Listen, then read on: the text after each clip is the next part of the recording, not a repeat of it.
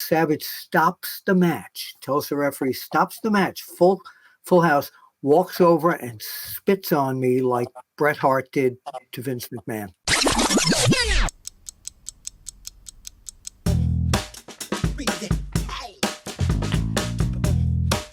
I'm going to bring up a name. I'm going to move on to a different topic here. And I'm going to bring up somebody that normally you never hear anything about. Michael Cole. Michael Cole's coming up on 25 years with WWE. And I was sitting here thinking about it today as I was, hearing that it was his 25th anniversary. You really never hear anything about Michael Cole in the dirt sheets anywhere. He's almost like what Undertaker was, if you think about it. Undertaker was never heard of, in the media. He was a mystery person. Michael Cole, as public as he is and a part of WWE, is kind of a mystery, at least to fans like me.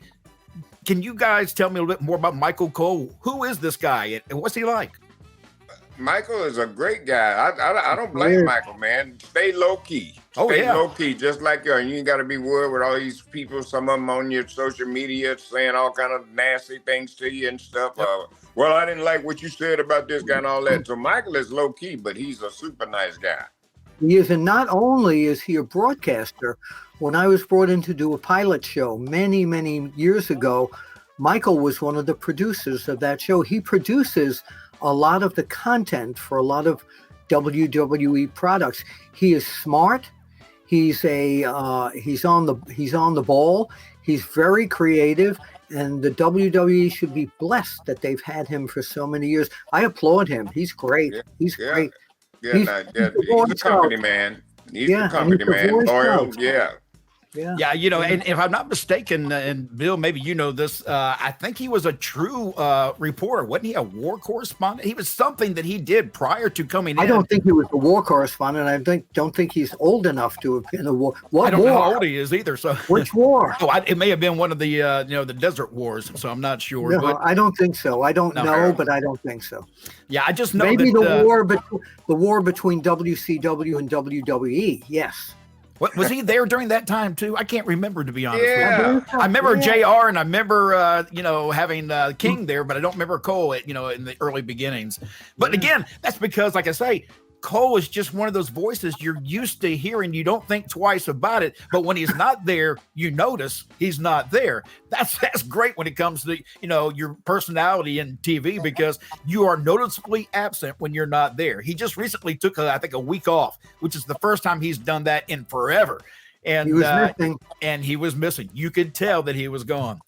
He worked so well with various broadcasters that no matter what the style of the other broadcaster next to him is, he adjusts to it and he takes the lead.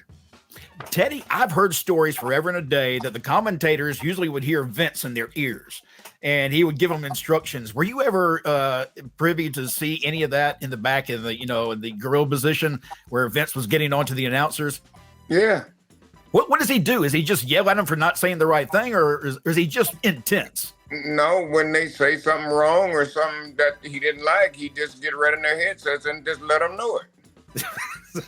It's like you say all the time. It's business, brother. Yeah. Jerry Lawler told me that. Yeah. Jerry used to say Vince was in their ears, including Michael Cole, all the time. So they're trying to do play-by-play on the match and color commentary on the match, and he'd be, well, now I want you to say, blah, blah, blah, Oh, that would be hard. Ooh. He got on. He did it to Mick Foley so bad. Nick gave it up. He just told him, no, I'm out. Yep. He tapped out. I think Joey Styles, when he was commentating for a little while, also had the same issue. Let's talk about business in the WWE. Boy, they got a brand new sponsor. That's not a brand new one. They've had them in the past, but they're back, and that's Slim Jim, which also means that we now have Randy Macho Man Savage kind of coming back in a certain kind of way back to WWE. They even got the Savage stick, if you want to go out and get that from Slim Jim.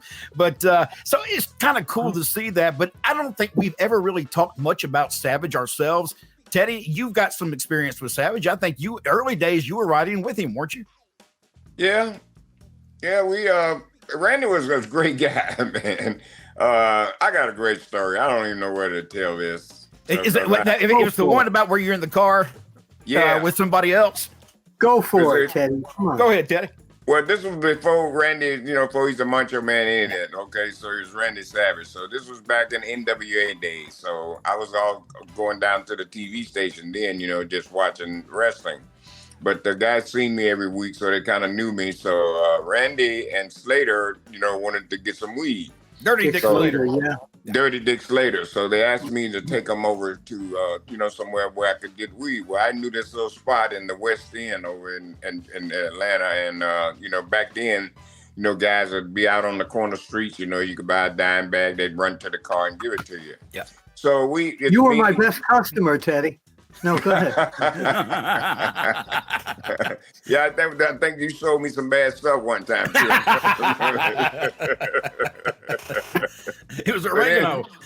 But anyway, we get over there, and everything. So one of the guys, I think he was like the guy that was the supplier. So he saw him and he recognized him, because it was on TBS every weekend, so he recognized him and he knew me because I'd been going, over there back and forth. So he looks at him, so he gets out of his car and he gets in our car. And he says to him, he says, "Hey guys, not only do I got some weed, I got cocaine." And he pulls out this big bag of cocaine and he shows it to him.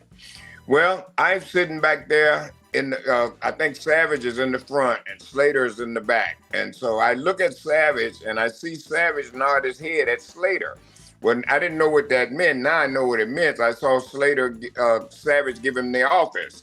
And so just as the guy turned around, Slater hooks him right in the chute sleeper hole. Put the sleeper on him. They put him to sleep right in this car. We took all of his stuff and we left him in this car asleep. You're lucky you didn't get shot. I mean, because you have to go back to that area. I don't have to go back over there. I didn't live there. Was that by the old TBS studio?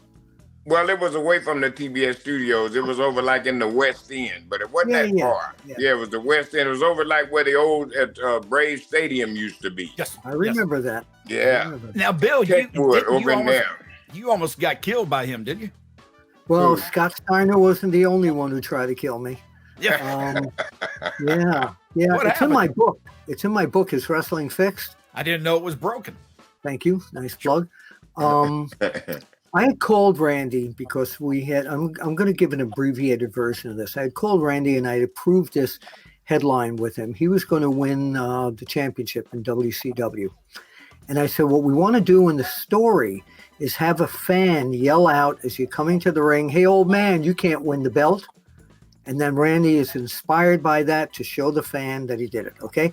So we did the headline on the magazine, "Old Man," the saying that spurned him to the title.